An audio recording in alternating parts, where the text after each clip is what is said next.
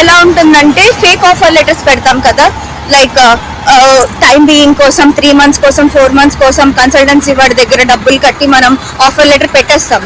So వాటి situation ఎలా ఉంటుందంటే ఆర్ఎఫ్ఈలో వాళ్ళు సపోర్ట్ చేయరు.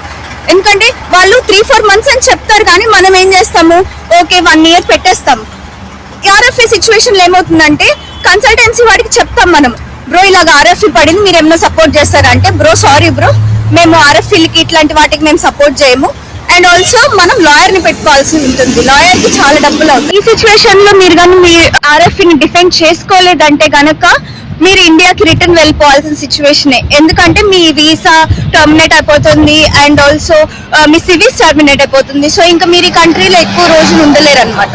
సో పీపుల్, మీరు ఎప్పుడైతే ఆఫర్ లెటర్ ని సబ్మిట్ చేస్తున్నారో అట్లీస్ట్ మీ కన్సల్టెన్సీ వాడిని క్లియర్ గా అడగండి, ఇట్లా ఆర్ఎఫ్ఈ పడిన సిచ్యువేషన్ లో ఈ 1 year లో మీరు మాకు సపోర్ట్ చేస్తారా, ఇఫ్ ఒకవేళ అట్లాంటివి చేస్తే మేము మీకు ఇవ్వాలా, ఎంత ఇవ్వాలి, ఏంటి, మీరు లాయర్ ని పెడతారా, మేమే పెట్టుకోవాలి, ఈ క్లియర్ కట్ గా తెలుసుకొని అండ్ దెన్ మీరు సబ్మిట్ చేయండి offer letters, starting initial offer letter. And also and stem పడినప్పుడు స్టెమ్ లో కూడా వాళ్ళు ఎక్స్టెన్షన్స్ క్రియేట్ చేస్తారా, ఓకేనా, కరెక్ట్ గానే జెన్యున్ గా అవుతుందా లేదా అని కూడా మీరు క్లియర్ గా కనుక్కొని అండ్ స్టెమ్ ఎపిటిక్ కూడా వా కన్సల్టెన్సీస్ నుంచి మీరు అప్లై చేసుకోండి.